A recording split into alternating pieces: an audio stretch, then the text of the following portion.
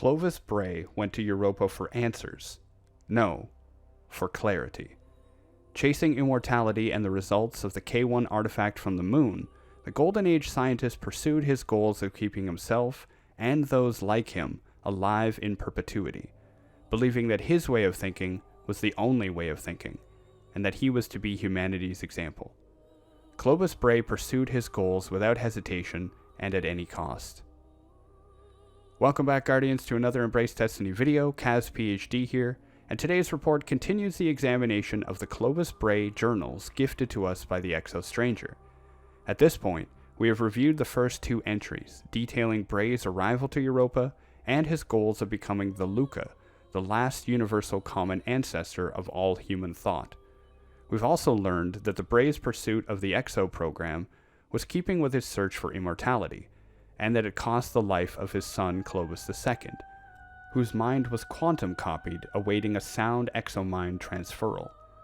Finally, we learned that Bray sought clarity, which he believed to be the Alkahest, the universal solvent which could make exos, and thus immortality, perfectly functional. Entry 3 begins with Clovis's death. No, not a device of literature, but a fact. Clovis Bray suffered an autonomic nervous system failure and had died for 11 hours while on Europa. Clovis was dying and was using a significant amount of resources and technology to keep himself alive. While he was being revived, Bray had a dream. In the dream, Bray was in the body of an exo, but he could not remember his previous life. He saw his granddaughter, Anastasia Bray, but at the time he did not recognize her.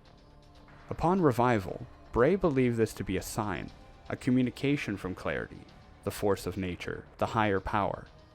He pursued, and he carried on with even more enthusiasm. From the experiments with the K1 artifact on the moon, Clovis Bray had discovered an effect he called clarity. In typical physics, there exists a relationship between cause and effect, and between matter and energy. You may know these ideas by many names. One of the most common is the conservation of energy and matter. Typically, all matter and energy exist with a symmetry, in that if it is physically possible to transform matter from one state to another, then it is possible to go back again. In the example Bray cites, if A can become B, say if water and sugar can mix to become a mixed drink, then it is possible for B to become A. It may be challenging in some cases, but it is possible. However, clarity, Bray speculated, violated Noether's theorem, this symmetry, such that if A becomes B through the clarity effect, then reversing B does not lead back to A, but rather C, something different.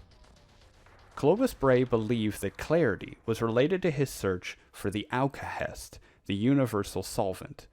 Originally a term used by alchemists in pursuit of transforming any material into gold, Bray applied the term to the missing ingredient, which would make exomind transfusion possible. At the time of this entry, exos were barely more than sophisticated AIs, and trying to transfer a living mind into an exo body was left with disaster. Furthermore, Clovis Bray believed that entropy was driven by clarity.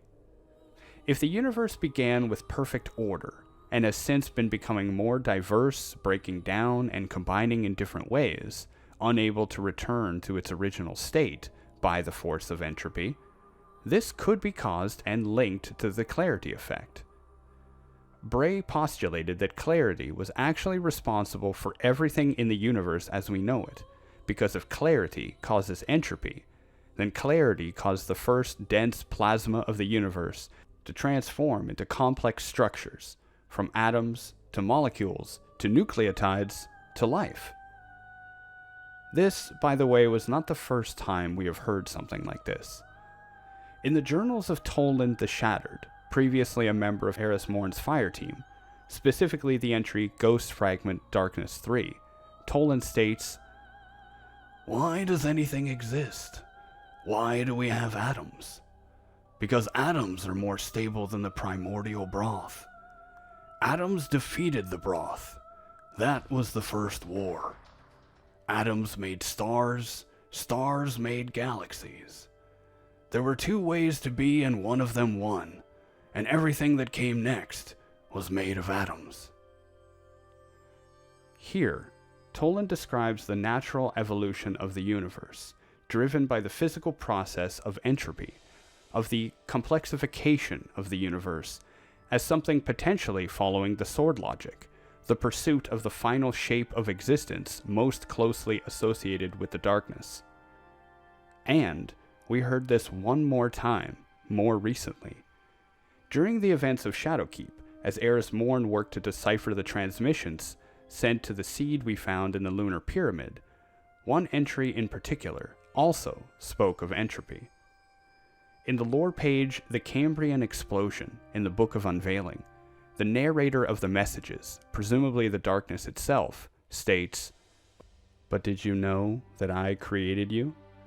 Your mind and your body and every thought you've ever had. I made you. Not the gardener, but I."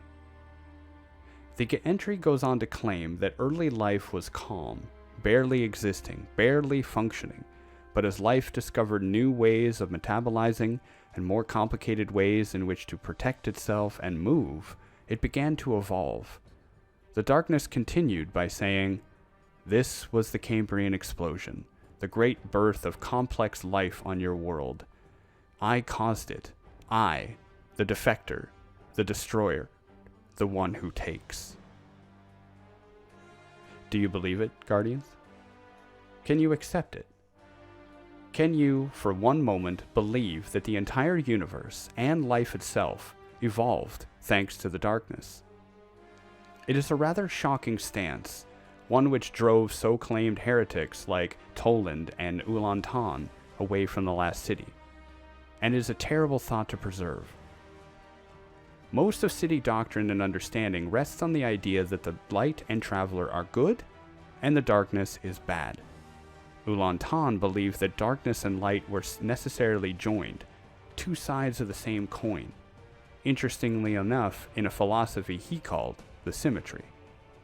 However, while the pyramids and presumably the darkness have been reaching out to Guardians for quite some time, it is one thing to believe that power may be amoral, as in having no basic foundation of good or evil, and another thing entirely to believe that the darkness is good. Darkness may have been necessary, but was it good? Hard to say. Clovis Bray believed it, and furthermore, he pursued it. The final portion of the entry details messages drafted, but mostly unsent, to Clovis's granddaughters, Wilhelmina, otherwise known as Willa, Anastasia, aka Anna, and Elizabeth Bray, otherwise known as Elsie, and perhaps better later known as the Exo-Stranger. Each of the letters contained some backstory and personal information on the granddaughters, but were also requests. Clovis wanted his granddaughters to help him, but in the end, he only chose to contact Elizabeth. What an entry. Clovis Bray, following the results of studying the K1 artifact on the moon, pursued an effect known as clarity, an effect which could transform matter universally, which he believed would be the secret to making Exos work. Language and philosophy, similar to how we've seen others discuss the darkness, suggests that the darkness, clarity, and entropy are all related, and that the development of our universe, our very own creation, was all due to the mechanisms of the darkness itself. Here is where we'll have to leave you. I think we all need a little time to examine this more closely, and I'm pursuing some leads which should hopefully help me interpret the next entries next time. Thank you all for listening. I hope you found this entry helpful. It is now part of a larger series, which you can see at the end of this video, and be sure to set your alerts so your ghosts can notify you when my next report is transmitted. As always, be safe, be kind, and I'll see you all next time, Guardians. Bye now.